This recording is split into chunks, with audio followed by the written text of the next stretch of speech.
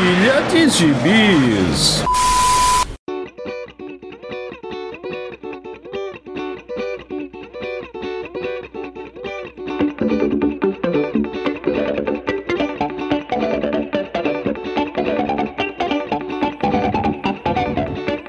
E aí, jagunçada, bem-vindos a mais uma edição do Pilha de Bis, o seu podcast semanal do site Arte Final.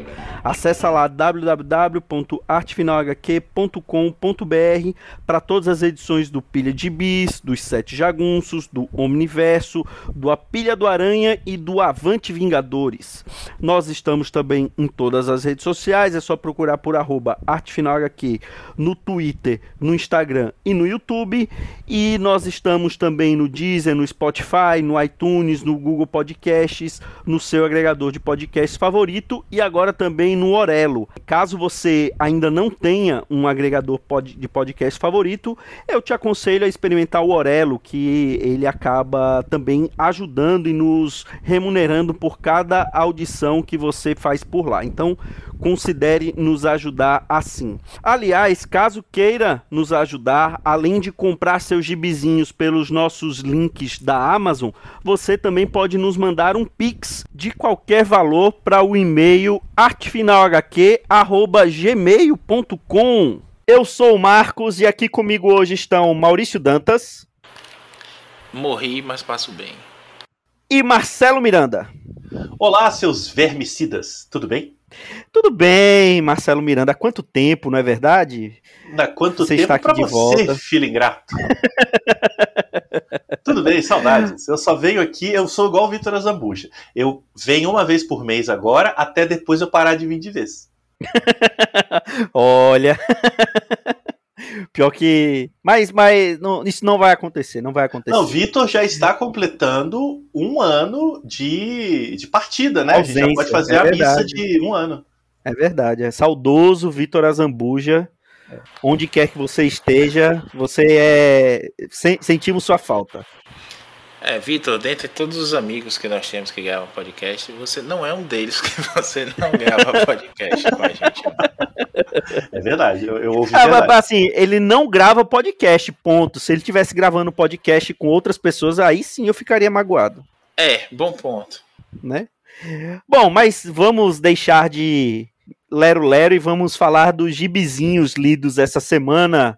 Marcelo Miranda, o que você leu esses dias? Eu vou falar de um gibi nunca comentado nesse programa, um gibi inédito, absolutamente revolucionário, jamais citado, talvez sequer conhecido, que é Ben Reilly, Homem-Aranha, a minissérie escrita pelo meu amigo pessoal, seu amigo pessoal, Maurício, infelizmente não é amigo pessoal de Marquito, J.M. Demetres. Como assim? Ele é meu amigo pessoal no meu coração, na minha cronologia pessoal, então... Ele só não foi avisado. Exato, mas isso é um pequeno detalhe. Bom, o ouvinte fiel do Pilha sabe que eu tava brincando, né? O Pilha não só já comentou desse gibizinho, quanto ele foi capa da arte criada pelo nosso gênio do Photoshop, Maurício Dantas, que também é o nosso leitor visionário, né? Ele leu isso daí antes mesmo, né, quando tudo era mato na Panini, ele já tinha lido essa minissérie. Porque o J.M. Demetres, que é muito amigo nosso, já tinha mandado os prints para Maurício Dantas, né, exclusivos. Ele leu antes de todo mundo. E aí já comentou aí, o Marquito, bota depois aí a vinheta pro pessoal olhar o episódio aí, ouvir lá no texto aí do episódio. O link estará aí no post. Olha que maravilha. E essa minissérie foi publicada nos States, na gringa, em 2022, e saiu agora. Agora não, né? Saiu tem algumas semanas, alguns meses no Brasil, varonil, e no encadernadinho de capa cartão, como Deus permite, porém, infelizmente, agora os preços são do capeta, né? Então, não é dos mais caros, é R$ 31,90, mas com 112 páginas. Antigamente custava, sei lá, R$ 21,90. São 5 edições, é uma minissérie muito rápida. Como o Maurício disse no programa Pioneiro, a gente lê de sentada, né? Lê muito rápido mesmo. Tem um clima de seriado. Lá ele. Tem um clima de seriado, como se a gente estivesse como se a gente estivesse acompanhando o episódio da semana de uma série protagonizada pelo Ben Reilly. Ela cronologicamente se localiza no período em que o Peter Parker tinha ido embora com a Mary Jane para Portland, no Oregon, quando ele supostamente descobriu que ele era o clone e não o verdadeiro Peter, né? Aquela grande revelação que depois se revelou uma desrevelação, como qualquer bom leitor de Homem-Aranha sabe e chora.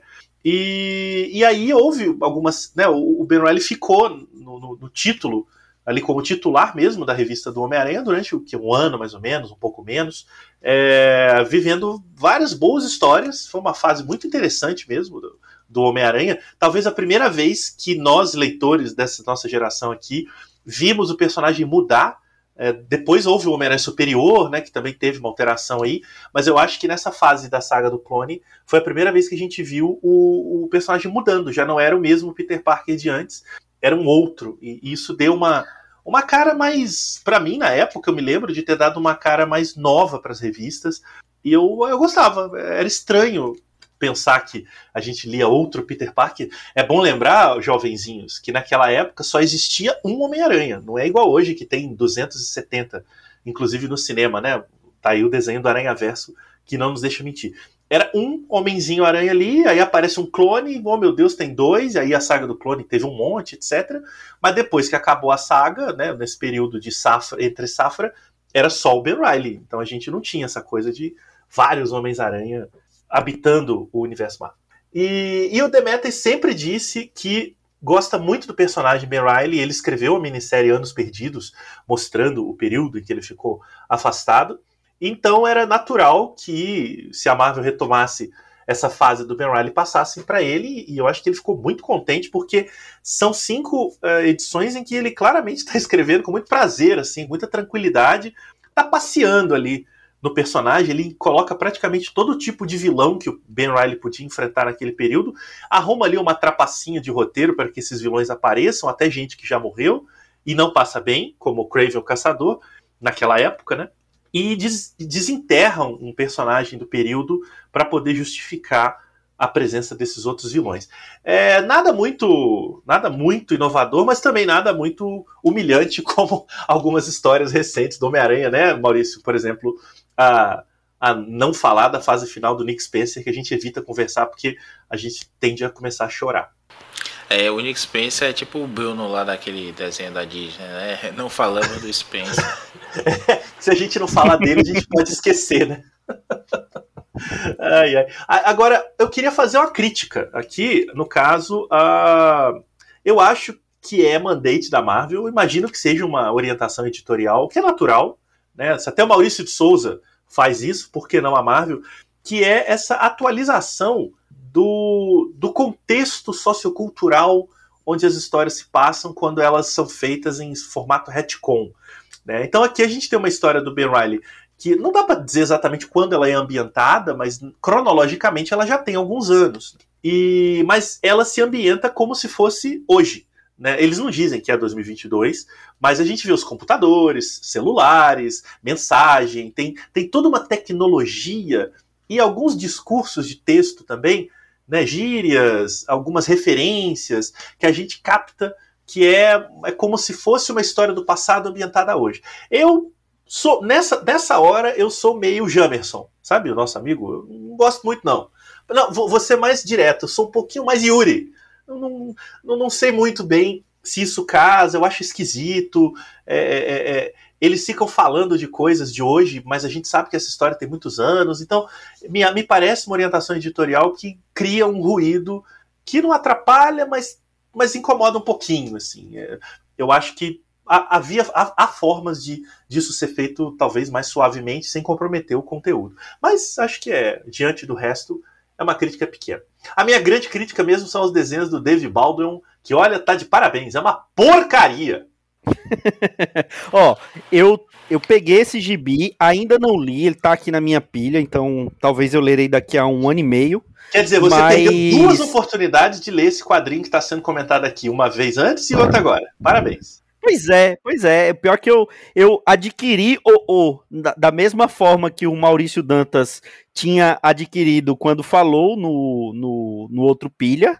E agora eu adquiri da mesma maneira que você adquiriu e ainda não li nenhum dos dois. Do mesmo jeito. Mas Quer vou dizer, ler, vou ler. Você é democrático, você não leu de um jeito, mas também não leu do outro. Pois é, não tem como me acusarem de ser inconsistente. Correto. Ô Maurício Dantas, passados meses da leitura da versão original, o que você acha? Como é que ficou na memória essa historinha aí do Ben Reilly Homem-Aranha? Rapaz, não envelheceu bem não, sabe? Eu não sou muito fã. Eu acho que foi o velho, as contas não param mesmo, sabe? Ele chamava, bicho, faz um desenho, um negocinho aqui, ele fez e ficou por isso mesmo. Com certeza ele não fala desse gibi com os amigos. Porque mas teve uma sequência, né? Foi feita uma sequência, não foi? Tá rolando agora, tá perto de acabar. Não, acabou de acabar agora. Olha, em breve no Pilha, perto de você. Que eu não li ainda, tava esperando terminar pra ler de vez. A gente sempre cai nessa cilada. Não, vou deixar pra ler de vez. E aí passa um ano e você não leu ainda aquelas 5 edições. Ou 10, né? O caso do Vitor Azambuja. 10 anos, não 10 edições. Eu tô falando de anos. Óbvio que eu tô falando de 10 anos. E aí, essa agora tem a ver com a Última Caçada de Kraven também, ele meio que tentando se redimir daquela porcaria de epílogo que foi feito na época, né? Meio que tentando suavizar a ideia do suicídio do Kraven, meio que mantém. Mas de novo, né? Esse pessoal não cansa disso daí, pois supera. O Spencer foi até de cavucar a história lá dos filhos da Gwen com o Norman Osborn, mas aquelas coisas que ninguém comenta, sabe? É tipo comentar quem peidou. Porra, não importa quem peidou. Deixa o vento levar embora o fedor. Não é? Se você não comentar, passa mais rápido, né? Exatamente. Você só fica com aquela cara constrangida assim por alguns minutos e segue a vida. Olha pra mão pra ver se não tá amarela, né? Alguma coisa assim. Então, bicho, essa é uma história que eu acho uma baita oportunidade perdida. A gente tá vendo aí, né? A gente falou o selo Asilo dos Artistas da Marvel, que vai pegando os caras antigos assim pra dar uma forcinha e tudo mais. Peter David, por exemplo, né? Foi até alvo aí de threads no Twitter recentemente por conta do estado delicado dele, financeiro e de saúde. Peter David teve aí os gibis do Maestro, acho que foram 3 minis, teve mais 3 minis do Homem-Aranha Simbionte, e agora tá acabando, né, do Joe Teima, que a gente falou do comecinho, e vamos falar do final. E tem uma do Logan, né, como Caolho, do Larry Hama, enfim, tem várias coisas legais assim, né, pra matar a saudade aí dos saudosistas. Só que a maioria como aquela mensal X-Men Legends, que aqui saiu também, né, Marcos? Saiu uns 2 encadernados dessa X-Men Legends. Saiu. Que acho que saiu mais coisa, viu? Não foi só 2, não. Eu acho que saiu mais coisa. Lá fora eles zeraram, renumeraram agora. Tem até uma história da Inocente com o Longshot e tudo mais. Eu também baixei pra ler isso pra gente comentar um dia aqui. Não tive Longshot que a gente falou também, junto com o Joe Teima. E então... Tem muitas coisas que dá pra contar ainda, né? Essa ideia de contar histórias entre aquelas histórias que saíram. A galera acha picaretagem, mas é mais ou menos o que é o Peter Parker Espetacular Spider-Man, né? Sensational, aquelas outras edições. Tinha um carro-chefe e a outra ia suprindo a demanda por mais histórias. Nem avançava o personagem muito, não tinha muitas evoluções dos personagens. Tinha outros coadjuvantes, né? Porque os principais estavam na Amazing sendo desenvolvidos. E por aí ia levando a coisa, seja no Aranha, no Superman, todas essas revistas sempre tiveram essas coisas. Nunca foi prejudicial, pelo contrário.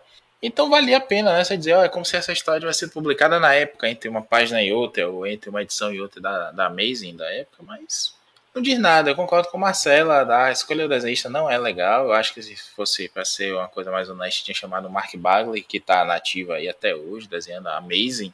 Parece que nós estamos em 1997 ainda, né? Que é Mark Bagley e John Romita Jr. desenhando Amazing e Spider-Man. Verdadeiro de volta às origens. Pois é. Então, não tem porquê pegar um cara. O David Baldwin é bom para algumas coisas, sim. Não acho ele de todo ruim, não. Mas acho que não casa era o que eu ia falar. Porque, assim, eu só conheço o David Baldwin quando ele desenhou o X Factor. Agora da fase de Krakoa, né? Que foi antes do cancelamento, que era uma revista muito boa. Cancelaram para fazer aquele julgamento de Magneto, que aquele sim é uma bosta. Vou dizer de novo, não tem Magneto, não tem julgamento, não tem porra nenhuma na história. Pois é, e eu adorava os desenhos dele ali em X Factor. A única crítica que eu tinha pra ele era que parece que ele desenhava todo mundo meio zaroio, né? Todo mundo olhando assim pro nariz, pro próprio nariz, né? É. Mas fora isso, eu adoro os desenhos dele. Continua, viu? Tem desenhos do Peter, do Ben Reilly, na verdade, que você não parece colha de cavalo, assim, cada um para um lado. E eu não sei, mas pelo menos mudou, porque ele não era era assim, era uns 2%, não era pra fora. Não, então já olhando aqui, olhando aqui, a maioria, quando tá isso, é olho de cavalo. O que eu acho que é estranho é que o desenho dele, e ele é desenhista e arte finalista, então ele tá dominando todas as páginas, não tem dinamismo, é muito computador, é uma colorização eletrônica bizarra, e as proporções, não é uma questão de ser realista ou não, né, mas assim, é feio, torto, ele consegue me irritar mais do que o Humberto Ramos, assim, sabe? Porque, pô, sinceramente, é um feito, né? Peraí, aí você também tá exagerando. Nesse Homem-Aranha aqui, quanto a esse Homem-Aranha, eu vou dar uma de Glória Pires, não posso opinar, mas... Eu tô falando desse Homem-Aranha. O que eu vi dele, eu gostei, então eu não sei se ele deu essa caída tão grande no Homem-Aranha. Não tô confiar em vocês. Eu não tô dizendo que ele desenha pior, nem nada disso, não. Mas ele me irrita, e isso me lembrou até o Reginaldo aqui. Ele me irrita desenhando Homem-Aranha nessa minissérie, mais do que quando eu leio uma mensalzinha do Humberto Ramos, que pelo menos ele dá aqueles rabiscos dele lá, passou, acabou também e segue a vida. Mas é mais uma questão de olhar e falar, pô, mas que troço zoado. Inclusive, você olha aqui no encadernado, tem algumas artes, né? Capa alternativa, aquelas coisas todas. Todas as capas oficiais da minissérie foram feitas pelo Steve Scott com cor do David Stewart. Aí você olha, rapaz, e você pensa, pô, mas podia ser isso internamente, viu? Porque as capas são bonitas, o desenho é legal. Aí tem uma pin-up aqui que tá assinada pelo Dave Jurgens. Imagina só, rapaz. Aí você abre, vai ler a historinha, tá lá o David Baldwin zoando a parada. É picaretagem mesmo quando você bota um capista muito legal e um desenho interior assim, picareta mesmo. Eu não acho o Baldwin picareta, entendo o que eu quero dizer, né? Como está dizendo aí. Não condiz com a proposta. Não condiz com a proposta da coisa. Aí eu concordo com você. A gente espera mais de um gibi do DeMatteis. Beleza que ele não vai fazer um meu melhor inimigo toda vez que ele escreve o Aranha. Não, nem a última caçada de Kraven. Nem queremos, né? Tá bom. Nem precisa necessariamente colocar sempre aquela história densa psicologicamente, né? Pode fazer uma coisa mais legalzinha. Tudo, mas essa foi só para pagar as contas mesmo. E a proposta da arte também não casa com a época, não casa com a proposta da história, enfim, eu concordo com você, Marcelo, ficou deslocado, eu não tinha tido essa percepção assim, mas alguma coisa me incomodava e acho que é isso mesmo. Mas é isso, assim, opa, desculpa, pode falar. Não, acho que a gente podia estar aí elogiando agora o gibizinho, que qualquer nota, mas a arte é bonita, mas nem isso, né? E eu quero só fazer assim, uma moção de repúdio aqui, porque numa mesma frase você criticou o nosso unicórnio, o Jamerson, e ainda ela imitou uma certa figura aí complicada da podosfera brasileira, que você sabe que eu tenho que registrar o meu repúdio. Quero deixar claro, questão de ordem aqui, eu não critiquei nosso amigo Jamerson, eu fiz uma referência e ainda corrigi pro Yuri. Olha só a situação. Agora, queria registrar também que no encadernado da Panini, que eu não sei se isso está reproduzido do encadernado americano, pode ser que esteja, tem uma... Outro dia eu falei isso aqui, o Marquito não sabia o que era, né? Ou alguém, ou sabia, sei lá. Tem uma quote, né? Que é do Comic Watch, justamente elogiando a arte do Baldwin. Ou seja, eles têm que botar uma quote, como a revista vem plastificada, o cara chega na banca, vê a capaça, eu acho essa capa linda, com desenho aí do Steve Crotch, né? Belíssima escolha de capa. Vira, também tem um desenho muito legal do Aranha brigando com o Escorpião, belo desenho. E aí o cara não folheia porque tá plastificado, mas aí tem o seguinte escrito, abre aspas. Não tem nada que eu possa dizer para descrever com precisão o quão maravilhosa é a arte de Baldwin. Fecha aspas. Aí Comic Watch também não tem o nome de quem falou isso, né? Mesmo que o texto seja, não tem nada que eu possa dizer. Eu quem? Então, o cara vira e fala, pô, deve ter desenho foda essa parada. Aí ele abre e é o David Baldwin. Só mas aí você pode interpretar esse coach como assim, não tem nada que eu possa falar da arte maravilhosa, porque ele odiou a arte, então não tem como falar da arte maravilhosa. Rapaz, então não tá errado. Mesmo, é verdade. Você tem um agora ponto, assim, parabéns. Agora, muito obrigado. Agora assim, voltando ao personagem, a Marvel, ela não sabe o que fazer com o Ben Reilly depois que ela decidiu trazer ele de volta, né? Porque desde que ele voltou, ele já virou um monte de coisa, né? Ou eu tô confundindo com o Kane? Não, virou. Ele voltou como vilão, depois virou anti-herói, aí virou parceiro, aí virou o golpista, aí virou retcon, porque essa minissérie é do passado, ele virou. É curioso, porque é um personagem legal na época. Claramente ele não parece muito legal hoje. É mais ou menos o que fizeram com o Miguel O'Hara, quando colocaram ele nas histórias regulares do Homem-Aranha. Né, ele teve algumas minisséries, não, né? Ele teve algumas mensais canceladas, que eram muito ruins, e ele entrou no universo regular. Não é o mesmo Miguel O'Hara, né? A gente tem a memória. Inclusive minisséries escritas pelo próprio Peter David, né? Teve mensais escritas pelo próprio Peter David. Mas ele escrevia o começo, saía, e aí entrava um ruim e cancelava. Não, aí já abordamos a questão. A Marvel chamava aquele Will Slane, que é um desenhista cancelador de título, né? Ele é cofeiro de título, exatamente. Só não precisou chamar ele para cancelar o Capitão América do Ta-Nehisi Coates, porque o Ta-Nehisi Coates sozinho conseguiu fazer uma cagada ali horrorosa.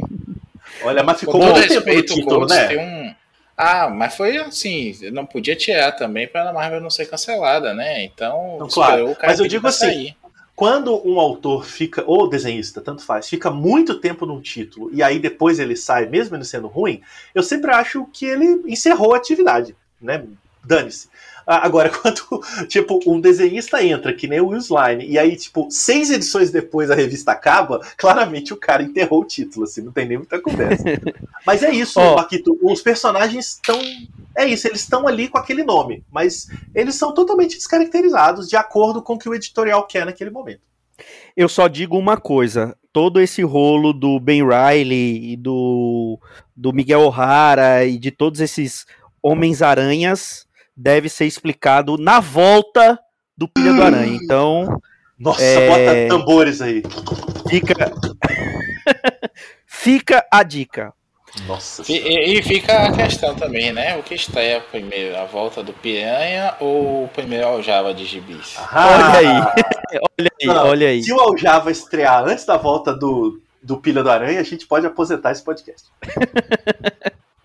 Bom, vamos virar aqui a chavinha e mudar a editora, que eu vou falar de um gibi que eu li. Tá fresquinho aqui na minha memória, terminei de ler ele ontem não, a gente tá gravando numa segunda-feira, terminei de ler ele no sábado. Tá fresquinho, mas que dia mesmo que foi? Muito fresco. Terminei de ler ele no sábado. Me ajude, que às vezes eu termino de ler o gibi e não lembro que terminei de ler. Esse aqui eu ainda lembro alguma coisa. Marquito tá com Covid longa, né? Há 22 anos. Bom, de Covid. Vou falar mais uma vez de uma das melhores coleções que estão sendo publicadas hoje em dia, que é as coleções Saga de. Dessa vez eu vou falar novamente de Saga do Superman, mais precisamente do volume 5. E começa hoje o CryptoCast. Olha aí, já temos até vinheta, né? Daqui para 2046 sai. Vou falar a Saga do Superman volume 5 mesmo, falei certinho. Que é a saga... Olha que tava na mente, faz Pois é. E principalmente porque foi nesse volume que depois deu toda a bagunça cronológica que aconteceu no pós-crise do Superman, de vários outros personagens que todo mundo bota na conta do Byrne, mas que a gente até conversando no nosso grupo lá no WhatsApp, descobriu que a culpa não era bem do Byrne, né? Que é a saga do Superboy do Universo Compacto. Que aí, todo mundo sabe, quando o Byrne fez a reformulação do Superman no pós-crise, ele acabou com a história de que o Clark tinha sido o Superboy em Smallville, e ele já começou a atuar direto como Superman em Metrópolis, né? E tem aquela lenda que a DC... A lenda não, isso é verdade, né? A DC já estava a ponto de licenciar os personagens, os principais personagens dela para Marvel, e isso era um plot que o Byrne tinha, caso ele já tinha promessa de que ele ia escrever ele na Marvel, mas aí ele brigou lá e acabou indo para DC escrever na DC. Então, isso é a história que todo mundo conhece da origem do Superman e tal. Só que a Legião dos Super-Heróis pré-crise, a origem dela é intimamente ligada com o Superboy. Eles se inspiraram no Superboy para formar a Legião dos Super-Heróis. E aí o que aconteceu? O editorial, ao invés de rebutar e contar uma nova origem e fazer com que ele tivesse se inspirado ou pelo próprio Superman, ou por um outro personagem adolescente, ou criado um personagem novo, coisa que não foi criado um personagem, mas que alguns anos depois eles acabaram fazendo isso com a Legião, que era colocar como o Mon-El, né, o Dashamita, ele que se tornou a inspiração para a Legião, mudaram o nome de herói dele, né, ele virou o Valor, inclusive foi assim que eu conheci ele, foi como Valor, e não, eles resolveram contar uma história de um Superboy que acabou existindo para a Legião, só que como o Superman no pós-crise nunca havia sido Superboy, como é que eles iam linkar essas histórias? Então, um arco em 4 partes que se passou em Superman e eu acho que foi Superman e Action Comics, que eram as 2 revistas capitaneadas pelo Byrne, e em Legião dos Super-Heróis, que era escrita pelo Paul Levitz na época. Eles criam a história de que o Senhor do Tempo, que é um vilão clássico da Legião, criou um universo que passa num instante, né? Ele criou todo um universo que se passa em um instante do tempo, e nesse universo ele moldou esse universo para que fosse basicamente a Terra pré-crise. Então, era aquele Krypton mais solar, chegou o bebê na Terra e ele já manifestou poderes de criança e ele começou a atuar como Superboy, e aí cada vez que a Legião ia para o passado, o Senhor do Tempo fazia uma mudança que eles, ao invés de chegar no passado deles, eles iam para esse universo compacto, e a desculpa do Senhor do Tempo era de que ele poderia manipular aquele Superboy para que um dia ele pudesse usá-lo para o seu plano de dominação total, né? Nem dominação do universo, era dominação do tempo e do espaço, né? Dominação total.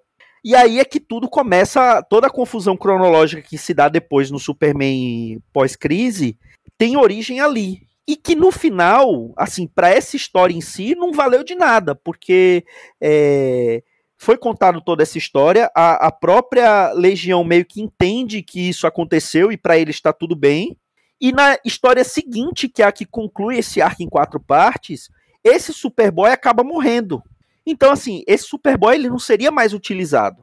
E como eu falei, alguns anos depois, eles fazem o reboot total da Legião e colocam eles como se inspirando no Mon-El. Então, assim, não fez diferença nenhuma o editorial da DC querer manter o Superboy como inspiração para a Legião. Como a gente conversou lá no grupo, né, Maurício? Parece que alguém lá no editorial da DC gostava muito do Superboy e não queria limar ele de uma vez por todas, né? E no final, como a crise, pra gente hoje, 30 anos depois, quase 40 anos depois, a gente acha que foi tudo muito organizado e que começou tudo certinho no mês seguinte da crise, mas não, né? As histórias foram contadas no decorrer dos anos, os títulos que estavam que estavam indo muito bem, eles simplesmente continuaram, como foi o caso dos Novos Titãs, né, que eles continuaram lá com a Dona Troy, com a Moça Maravilha, mas como é que tem uma Moça Maravilha se não tem uma Mulher Maravilha no pós-crise? A Mulher Maravilha só foi surgir bem depois, né? Então a gente percebe que apesar de toda a nossa nostalgia com a Crise nas Infinitas Terras e é óbvio que ela deu uma organizada na cronologia da DC, mas o pós-crise não foi tão planejado quanto a gente imagina hoje que tinha sido na época, né? Não mesmo, a gente já chegou a comentar aqui em outras oportunidades, mas a gente teve o caso, por exemplo, do Capitão Marvel, né? Hoje Shazam, que passou por poucas e boas aí. Teve apareceu um Capitão Marvel no gibi do Roy Thomas, logo depois aparece em Lendas outra pegada ali do personagem. E você fica assim, então qual é o que vale? Aí passa-se alguns meses e a DC diz, não vale nenhum dos dois, a gente vai lançar um outro aqui, aí passa-se anos até lançar o Capitão Marvel, que é o que a gente curte, né? Que é o do Jerry Ordway, enfim. O da Liguinha, que é o de lendas, só que o título do Ordway só foi lançado ali bem pertinho de 0 hora, né? Exatamente. Acho que um ano e pouco, talvez 2 anos depois, no máximo, assim, não é muita coisa não. Então você acaba viu isso também recentemente, de novo no gibi na época que rolou o Flashpoint, né? No Novo 52 você teve um Batman que não foi afetado, só vieram com aquela maluquice lá de 3 Robins em 5 anos, né?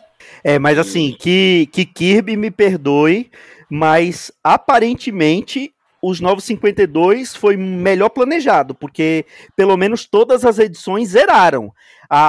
É claro que teve essa história tanto do Lanterna como do Batman, que era o que estava indo bem, meio que seguiu, mas no caso do Batman, eu acho que o problema dos Novos 52 foi aquela história de que os heróis eles haviam surgido há 5 anos, então eles tiveram que condensar toda a cronologia, no caso do Batman, os 3 Robins, dentro de 5 anos. Aí, isso que eu acho que foi a complicação.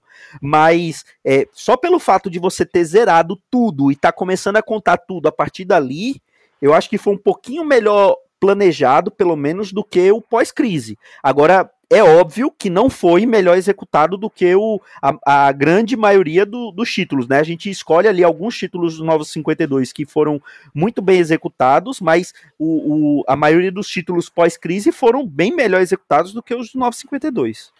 Assim, de cabeça não sei de um título bem executado dos Novos 52. Não, eu gosto de Mulher Maravilha. Tá, justo. Teve alguns, não são muitos, mas a própria Mulher Maravilha é problemática porque assim, era uma Mulher Maravilha que aparecia no título do Azzarello, era outra que aparecia em Liga da Justiça, tá certo que o da Liga da Justiça é o que passava 5 anos antes, era outra que aparecia depois naquele Superman Mulher Maravilha, né? Quando eles começaram a namorar. Tem isso também, mas tem alguns títulos ali no começo do 952 que são bons, sim. Marquito, defensor de reboot. Me processe. Não, mas é basicamente isso. Eu concordo com a gente estava falando lá no grupo. Parece que houve ali uma necessidade de manter, né, apesar da confusão que isso gerava, essa necessidade de manter a pegada de ter o Superman ali. Eu acho que é um resquício mesmo de saudosismo, enfim, não que nós hoje, né, 2023, na nossa casa aqui do quarentando, esteja imune a isso, não é isso não. A questão é que a gente consegue olhar em retrospectiva e dizer, né, ó, isso aqui não foi legal, e não, teve muitas coisas que não foram legais mesmo. A justificativa para a proposta que a gente não, né, a DC tinha do Superman, naquela época ali do reboot do Burnie, não fazia sentido mesmo não ter essa coisa mas vai ter que ter um Superboy. Não tinha que ter mesmo, sabe que tinha que ter, precisava dessa arrumação. E eu até acho que é uma coisa, olhando hoje, eu acho que é uma coisa interessante como foi feito, porque eu não li, ainda não cheguei nesse volume não, do Superboy com a Legião, mas não é do universo compacto, Marcos? Universo compacto. É um universo que só tem 2 planetas, a Terra e Krypton. E Krypton explode. Então, apesar dessa picaretagem, é uma coisa que foi ficando no pós-crise ali fazendo sentido, né? Aí veio o Jones e desamarrou umas coisas, enfim, aquela história toda. Eu gosto desse Superboy aí, acho uma saída até interessante, olhando em retrospectiva. Mas como eu até falei, pô, se a Legião tá montando grupo e tudo mais, tá querendo ser essa coisa dos heróis todos, né, se juntando, eu acho que seria uma coisa muito mais legal você dizer que eles estão se inspirando na Liga da Justiça. Beleza que houvesse, assim, o Superman tá mais alto no altar de adoração deles, porque é o primeiro, é o mais icônico. É tipo hoje, né, seria até uma metalinguagem da gente dizer, meu favorito é o Superman porque ele é o mais importante, ele é o mais forte, ele é isso e aquilo. Seriam os fanboys do século 30 na época, né? Agora é século 31, que a gente mudou de século também. E não se usou isso, acho que não se teve essa visão na época, não dá pra condenar demais também. Só acredito que foi uma bagunça que foi resolvida ali e que continuava bagunçando depois, justamente por conta desse preciosismo, desse saudosismo aí dos autores que vieram depois, dos editores que vieram depois, do show ali, né? O nascimento dos fóruns de quadrinhos, que já tinham os leitores mais chatos já formados, e isso eu acho que acabou pesando para tentar desfazer a coisa. Eu gosto dessa história, tem tempo que eu não leio, obviamente, como eu falei aqui, mas eu acho que é uma história interessante pela forma como o Byrne e o Levitz arrumam uma coisa, como disse o Joel, né, nosso especialista em Legião lá. Foi uma forma que rolou o mandate e foi como o Byrne e o Levitz conseguiram ali dar uma aloprada legal e amarrar tudo. Mas, como já vimos, foi sendo desfeito e tendo uns remendos muito feios ao longo. E você, Marcelo Miranda, você chegou a ler essa história? Você é um especialista na cronologia da Legião dos Super-Heróis? Não e não. Bom, resumiu a participação do Marcelo Miranda sobre essa belíssima história. Com essa me despeço. Não, eu li essas várias histórias desse pós-crise, mas eu nunca reli. Então eu sou filho da bagunça. E Legião, então, sinceramente, nunca consegui entender direito. E, aliás, Marquito, quero dar meus parabéns por você ter tentado explicar lá no início da sua fala o que estava acontecendo aí, porque eu não entendi nada e a culpa não é sua. Obviamente que a culpa não é sua. Só quem entendeu isso foi o Joel, e ele vai explicar quando a divulgação desse podcast for no Twitter. A gente vai marcar o Joel para ele poder fazer uma thread explicando toda a situação da Legião dos Super-Heróis nessa época. Quero vídeo. Imagina um podcast do Joel com o Jamerson falando de Legião. Nossa. Quem Filho sabe... Legionários. Olha aí. Vai ser o Legionários, bom nome para novo belíssimo podcast do Arte Final Corp. Aguardem, ele vai entrar no lugar do Omniverse. Maurício Dantas, o que você leu esses dias? Já faz alguns dias, mas em homenagem ao meu bonequinho do Desafiador, que chegou finalmente, depois de ficar de olho aqui como um sniper do AliExpress, de olho nele, quando baixasse de preço, tivesse algum cupom, né, eu pude adquiri-lo, e eu peguei para reler, né. Mas foi antes ou depois de você ser taxado? Olha, fake news, cuidado. Primeiramente, eu vou dizer aqui, ouvintes dos podcasts do Arte Final, não é taxado, é tributado. Taxado é para taxa, obviamente. O que é cobrado da gente na importação é um imposto de importação. Quando é imposto, você é tributado. Então, olha aí. Pronto, chegou o advogado. Como um ex-tributarista em atividade que sou, eu quero deixar claro aí essa diferenciação. Essa foi a voz da autoridade! E quer dizer que tá certa a minha indignação também. Mas pagou não, é isso que eu quero. Foi só isso que eu perguntei. Paguei não. Nesse dia que estamos gravando aqui, 17 de abril do ano da graça de 2023, a promessa do governo é de que não vai haver tributação nova nem mudar a lei. O que vai fazer é mudar a forma de fiscalização, que está muito frouxo. Exatamente. Mas a gente quer que continue frouxo. Vamos fazer o seguinte. O lance é o seguinte: a ação está correta, porém a ação é uma pena. Eu já me peguei. Como se a gente for processado é o Maurício que vai defender a gente, então tá bom que ele mesmo fala, né? Porque... É verdade. Não, eu já me peguei até pensando nisso, sabe? Assim, pô, mas eu me beneficio disso. Pô, mas tá errado. Pô, mas tem tanta coisa errada. Por que só eu vou me lascar?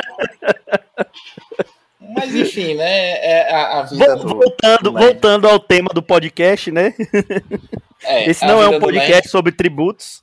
A vida do nerd é se lascar. Então, para me vingar dessa tributação, eu li o scanzinho mesmo, sem pagar nada, do gibi do Desafiador, que se chama... Aqui no Brasil, curiosamente, apesar de ele já ser chamado de Desafiador há algum tempo, aqui ele saiu como Deadman, pela própria Abril Jovem, que é o Amor Após a Morte, que é o gibizinho escrito pelo Mike Barron, né, recentemente aí até cancelado e tudo mais, com arte do Kelly Jones, inconfundível Kelly Jones, que pega o Desafiador e faz dele um esqueleto, né, um fantasma que é um esqueleto usando uma roupa de circo, com cara de caveira, que se apaixona por uma fantasma trapezista num circo amaldiçoado. Basicamente o gibi é esse. E é muito divertido, assim, tem algumas coisas questionáveis. Para quem não lembra, não conhece o Desafiador, a gente gravou, né, Marcos, há um tempinho, talvez o nosso primeiro Pilha Pocket. Sim. Que foi aquele capa dura oversize do Desafiador do Garcia Lopes, que foi lançado apenas exclusivamente porque o Garcia Lopes vinha para essa CXP e não tinha nada com o desenho dele na capa para a galera levar para ele autografar. E escrita pelo Andrew Helfer, né? Andrew Helfer, exatamente, que é um puta escritor, um excelente editor do Batman aí. Quase toda essa fase do Batman tá saindo no Saga do Batman, fazendo aí a rima com o Saga do Superman que você comentou. É do Andy Helfer. E ele foi o editor da Liguinha também, da Liga Internacional. Da Liguinha, é verdade. Foi ele que chamou o nosso amigo pessoal JMD Mateis pro título. Amigo do nosso amigo, ou seja, é nosso amigo também, em segundo Exato. grau. Nosso não, Marquito. Meu e Maurício. Eu já falei porque que ele é meu amigo, então respeite a minha cronologia. Tá, o Marcelo Marquito tem amigos porque ele levava a bola pro campo, assim, né? Lá, oi Marquito querido, dá a bola. Exatamente. E aí, essa história do Mike Barron tem até uns toques bem estranhos, assim. Existe uma continuação dela, né? Que o Desafiador, na verdade, ele tá alopedaço aqui. Ele já tá meio sofrendo ali com as coisas da vida após a morte, né? Que tipo de vida? Isso é vida? Não sei dizer. E ele tá se perdendo dessa missão da Ramakrishna, que até o que a gente vê, né? Ele tinha um certo tormento nesses gibis aí do Helfer, o Garcia Lopes, e aqui ele não tem nada de histórico, não tem nada de heróico, ele é um espírito literalmente conturbado, que quer descansar até que ele encontra de novo o amor nas mãos dessa personagem, que é a Anne. E ela é uma fantasma também, né? Ele descobre que ela morreu e ela tá presa nesse circo amaldiçoado, e aí ela usa ele, né? Ensina ele a mover as coisas apesar de ser etéreo.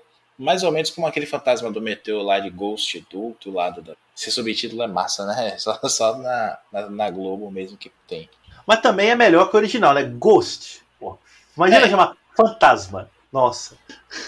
Dessa eles acertaram, vai. Do outro lado da vida é muito bom. É tipo uma novela das 8 se chamar Família com Problemas. Não, pior, Maurício, seria chamar Família. É verdade. Entendeu? Então, nesse gibi a gente vai ver ele tendo essa experiência aí, é um gibi de 89. De que ano é Ghost o filme, Marcelo? Isso é demais, né? Eu acho que né? 88, né? Por aí. É por aí. Eu lembro de meus pais indo assistir Ghost no cinema e meu pai voltando puto que meu filme. Lembrei aqui, meu celular lembrou que é 90. 90, né? Pronto. Eu tinha 8 anos. Errei por pouco. Meus pais E aí, ele se sente traído ao longo da história, ele vai se meter ali com um casal, ele vai incorporar num cara, né? O poder do Desafiador é esse, pra quem não conhece esse personagem da série Z da DC. Ele é um trapezista que toma um tiro e morre, muito parecido com a origem dos Graysons voadores, né? Só que ele mesmo ressuscita, não como carne, mas a serviço de Ramakrishna, que seria deus, né? Uma mulher, na verdade, uma mitologia hindu toda aí envolvida. E ele tem que corrigir o Malice para limpar a alma dele, porque ele também não foi essas Coca-Cola toda em vida. Ele pode possuir os corpos e fazer as coisas através desses corpos. Ele acaba possuindo um cara que está em coma, um atleta que está em coma há muito tempo, e acaba transando com a mulher do cara e leva ela também junto para acompanhar a história lá. Não, ele inventa, né, que ele teve um sonho, que ele precisava ir, durante o coma ele teve esse sonho que ele precisava ir até esse circo para resolver alguma coisa, e na verdade ele está indo para lá para tentar, com uma forma corpórea, libertar a fantasma, né, que é a mulher do dono do circo, que fez um pacto com um espírito maligno indígena daquela época, daquele local ali. E aí a história só vai alopando cada vez mais, tem umas coisas assim de esteamento. Na continuação, inclusive, tem uma parte problemática lá do desafiador meio não, bem homofóbico, meio até racista, meio também não, bem racista. E aí você vai ver que, na verdade, ele tá ficando louco com isso, não é dele mesmo, ele vai se questionar ali na frente. Eu gosto dessa ideia, a arte do Kelly Jones, como sempre, né, é ótima para esse tipo de gibi. Na continuação, a gente vai ter uns personagens muito loucos, uns espíritos que reencarnam também numa galerinha que tem uma banda de hard rock, de grunge, de punk, sei lá que porra é aqui. E eles vão lutar ali, é um gladiador que encarna no corpo de uma mulher, e aí ele briga, fica um questionamento do espírito indígena que diz que a mulher é inferior, e aí sai na porrada. É doido, é bem psicão assim, mas eu gostei bastante. Eu ouso dizer que eu gostei mais até do que a do Garcia Lopes, que é uma história mais redondinha, né? É divertida, mais bem construída até. Mas a atmosfera meio de horror, de suspense ali, e do próprio personagem ser questionável, né? A gente espera uma coisa dele e ele tem um outro tipo de atitude. É muito interessante. Não sei se envelheceu bem para todo mundo ali, mas é a primeira vez que eu leio como um todo. Eu não li essas duas edições da Abril Jovem, que saíram aqui em novembro e dezembro outubro e novembro de 1990, ao preço de 170 cruzeiros. Marcos, você quantos dias fica aí sem lanchar para comprar esse gibizinho? Aí eu tava falando que eu não tava lembrando o volume de um gibi que eu li tem 2 dias. Você quer me perguntar coisa de 1990, Maurício Dantas? Em 1990 você estava em que série? Eu estava na alfabetização. E você, Marcelo? Eu estava aprendendo a ler. Eu ainda não conhecia gibizinhos de super-herói. Só lia Turma da Mônica nessa época. E você, Marcelo? Onde você estava em 1990? Estava em Ubá, terra da Zona da Mata Mineira. E certamente com esse mesmo valor eu comprava um cachorro-quente na merenda da escola. Agora, Maurício, você estava falando aí dessa minissérie. Na hora que você começou a falar, eu confundi com aquela minissérie, com a história que foi publicada na saudosa Dark Heroes, publicado aqui em 2002 pela Brainstorm. Sim. Que era uma revistinha muito bacana, tinha um mix até interessante, que vinha uma minissérie do Desafiador, que era Dead Man, Dead Again, que o interessante dessa mini é que ele passava por várias coisas históricas da DC. Então a primeira edição é até ele indo até Crise nas Infinitas Terras, que aí ele encontra com o Barry Allen, né, o Flash Barry Allen, que morreu na Crise. Tem também tem uma história do nosso amigo J.M. DeMatteis, olha só, mas assim, uma mentira contada muitas vezes vira verdade, né? E tem também o Starman do James Robinson, que está sendo republicado agora pela Panini, né? Então estava sendo publicado ali. Era uma mensal, não era bem uma mensal, né? Porque ela tinha uma periodicidade bem bagunçada por ser da Brainstorm, mas era uma revista bem bacana, que, por incrível que pareça, chegou nas bancas aqui de Maceió, todas as edições. Eu tinha todas elas e era um gibi bem bacaninha de ter em mãos. E assim, um gibi do Desafiador desenhado pelo Kelly Jones é qualquer coisa que não imperdível, né? Porque como você falou, eu não li essa história, mas agora fiquei muito curioso, porque mais por conta dos desenhos dele, porque é impressionante como casa os desenhos dele com esse tipo de história, né? Tava conversando outro dia, não sei se quando esse podcast for ao ar, esse outro já tenha ido também, conversando com o Luigi e o Reginaldo lá dos Escapistas, sobre o Batman do Mignola, né? E o Mignola também é um artista que tem assim, inconfundível, e você lê qualquer coisa só porque é o Mignola desenhando, principalmente quando casa, né? Essa coisa mais soturna, sombria. O Kelly Jones também tem isso, né? A fase do Batman que ele desenhou, que aqui saía na Batman Vigilante de Gotham, ali, depois do Zé Liga da Justiça e Batman, é aquela fase ali da queda, né? Queda e pós-queda, né? Na queda ele é só capista, né? Tem aquela capa do verdade, é verdade. Mas depois ele desenha a história, tem aquela história com a Sonhadora, que é uma mulher que é vítima de um experimento de privação de sono. Tem uma história com o Crocodilo também, nos pântanos, escrita pelo... Desenhava 3 metros de orelha, né, no capuz do Batman. O Batman tinha que se abaixar pra entrar até na Batcaverna. Mas assim, é conceito, né? É estilo e conceito ali na arte do cara. Se você gosta, você entra na loucura do cara. É tipo o Chris Bacalo quando ele é bom também, né? Sei que tem gente aí que odeia hoje o Bacalo, tem gente que ama o Bacalo. Ele já foi muito bom, já defendi muito. Hoje eu não tenho como. Foge das minhas mãos. Mas é desenhista que você consegue entrar na viagem do cara, você se diverte com o que ele desenha. E o Kelly Jones é desse, né? Pô, tô vendo aqui mesmo a capa, tem o Desafiador pelo Kelly Jones, a coleção completa, que é o desafiador lá com uma vela no ombro, uma vela na mão, pegando fogo, né? Bem cadavérica a figura do desafiador, e ele tem um D branco na roupa vermelha, né? Na barriga, e as costelas estão por cima, assim, Marcos. É como se a costela fizesse parte da roupa, ou a roupa fosse parte do corpo, da pele dele mesmo. É um negócio que, pô, pra quem curte, assim, não é real, mas, pô, a gente tá falando de um fantasma que ocupa corpos humanos, né? E o cara fala pedaço. E uma extrapolação desse visual foi o que o Alex Ross fez no Reino do Amanhã, né? Que aí era um esqueleto mesmo, né? Pronto, já é puxando para um realismo maior, né? Mas que segue esse conceito mesmo. E aí, só para lembrar aqui, a continuação chama Deadman Exorcismo, né? O desafiador, o exorcismo, que é capaz esses outros monstros, né? Esses outros espíritos aí, também do Mike Barron, também do Kelly Jones, e que ele tá mais loucaço ainda, ele sente que foi traído por essa mulher, né? Que ele se apaixonou, mas que ela só o teria usado para conseguir se libertar da maldição. E ele tá bem misógino, bem homofóbico, bem racista, bem tudo de ruim, assim. Um bolsonarista, basicamente. Um bolsominion que não tomou a vacina, morreu, mas continua falando merda, espalhando fake news do Morreu e passa mal. Morreu e passa mal, exatamente. E aqui, um abraço, Olavo de Carvalho.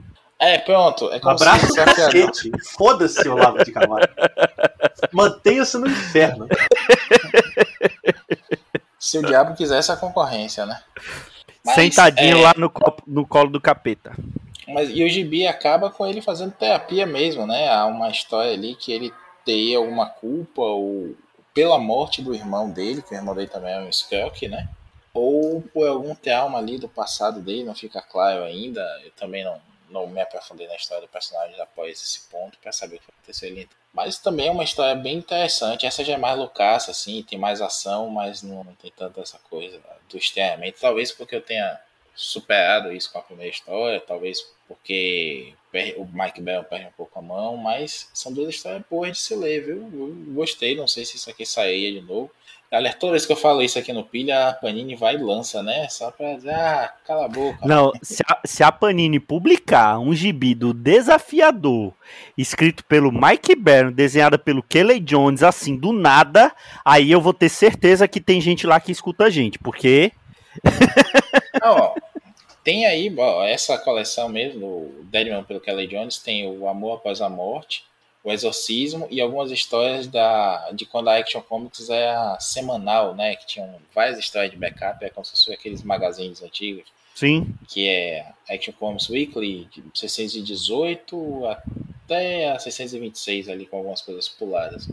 Se não me engano, tem aí no meio o desafiador desenhado por um então iniciante Dan Jurgens, que foi o meu primeiro contato com o personagem desafiador, que aqui saiu na Super-Homem 80 da Abril Jovem, que o Superman já estava lá no espaço, no exílio, e tinha algumas histórias sendo passadas, e essas histórias de backup, uma delas é do desafiador escalando uma montanha, um negócio bem doido assim, que ele encontra um demônio no formato do bichinho do Kisuko. O Kool-Aid, né, em inglês, que traduziram bem para Kisuko. Fosse hoje, a Panini não saberia o que é Kool-Aid e não saberia traduzir para Kisuko também, porque o povo não tem referência. É tudo criado a leite com... É verdade. Marcelo Miranda, o que você tem a falar sobre Desafiador ou Deadman? Nada. Mentira. Triste, a pessoa não tem nem o bonequinho do Desafiador. Mentira. Eu gosto da minissérie. Eu gosto daquela minissérie famosinha lá dele. Quem que fez mesmo? É essa mesma, do Kelly Jones, que vocês falaram aí. Acho muito boa. Muito boa. Só isso que eu tenho a dizer. Grande contribuição. Bela contribuição. Ainda bem que você foi o primeiro a falar e falou brilhantemente do gibi do nosso amigo JM Demates. É porque, olha só, diferente de boa parte dos influencers que falam de gibi, quando eu não tenho o que falar, eu não falo. Só isso. Muito bem. Diferente de certas pessoas, eu não gosto de indiretas, tá? Mas diferente de certas pessoas que não tem o que falar e fica 20 minutos falando. Aí não dá. É raro, mas acontece muito. Exatamente. Então acho que é isso, né, senhores? Acho que é isso. Muito bom. Quero comunicar que o Pilha da Aranha voltará e eu vou adiantar a pauta, hein? Vai ser sobre Homem-Aranha. Olha aí. E pauta quente. Pauta dura. Tá na hora de acabar, hein? É verdade. Tá na hora de acabar. Muito obrigado, Marcelo Miranda. Eu que agradeço o prazer. Obrigado por me chamarem. Espero que aconteça de novo, né? De vez em quando não tivermos mais quem chamar, você vem. Escuta, falando nisso, a gente tá gravando há quase 1 hora e não citamos ele. A gente vai passar sem falar o nome dele hoje? Será que ele está merecendo? Não sei. Vamos deixar no ar, então. Deixaremos no ar. Muito obrigado, viu, Maurício Dantas? Eu que agradeço, uma satisfação enorme, uma coisa que a gente nunca mais tinha feito, né, que é gravar, inclusive. Frases que se diz na cama. Foi bom pra você? Olha aí. Então é isso. Comentem aí, né? Falem aí nos comentários se foi bom pra você. E aguarde até a próxima semana com mais um Pilha de Bis. Um grande abraço e tchau.